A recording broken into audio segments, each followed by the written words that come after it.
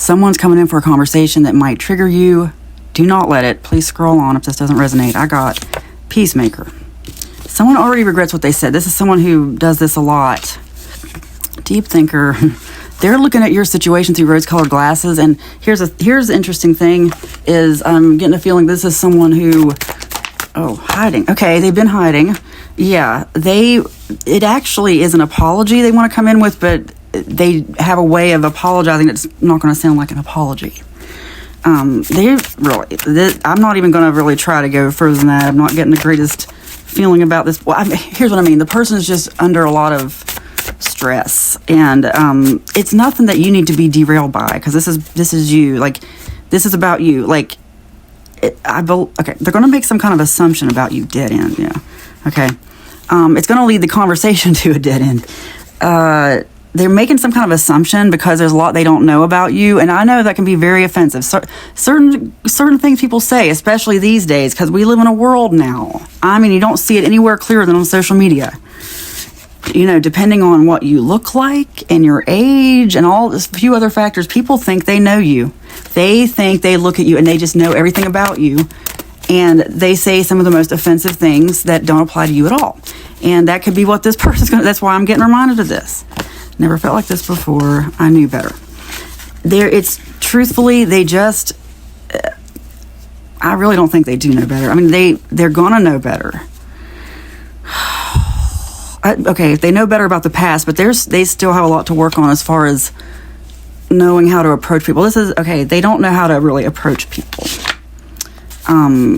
Seriously, this message is just about not letting them trigger you. It's so juvenile. You are strong. Your debt is forgiven. Seriously, go into this. Remember, life is a game.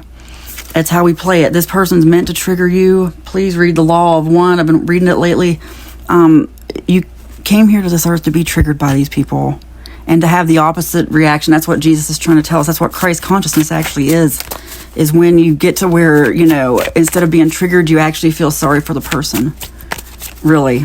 I've come to realize this, and that's hard because I try to remember that every day because, especially now, I feel like I'm going through a lot of things that are triggering me.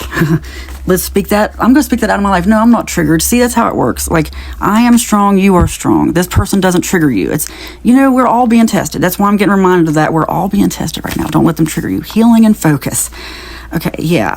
Focus on your healing. Focus on the good things and focus on the stuff that... Just seriously try to have compassion for this person. Doesn't mean you need to keep them in your life, but that's how the game is played. That's how we release karma. And you're going to keep going through this. You're going to keep reliving this lesson over and over if you are triggered and you let this person's and their juvenile efforts that have nothing to do with you trigger you. Seriously, it's not about you. You always have more than enough to help others in need. You make your own decisions and you have control over your thoughts. Yeah, okay, they're coming in because... they want your help with something. There's an apology / they're going to get, anyway. No, you make your decisions. In fact, you make the decision not to be triggered. And it's not just this person. It's a lot of people. Seriously, I keep saying seriously.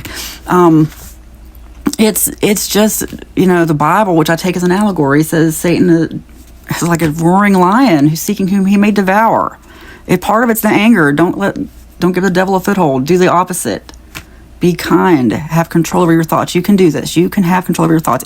It can be a struggle because I know, like, sometimes this person might remind you of other things that have been said, but really just step back and realize if they're coming at you with something that's really not about you, whatever you're thinking probably isn't about them either. It's truth. It's absolute truth. Anyway, you got this.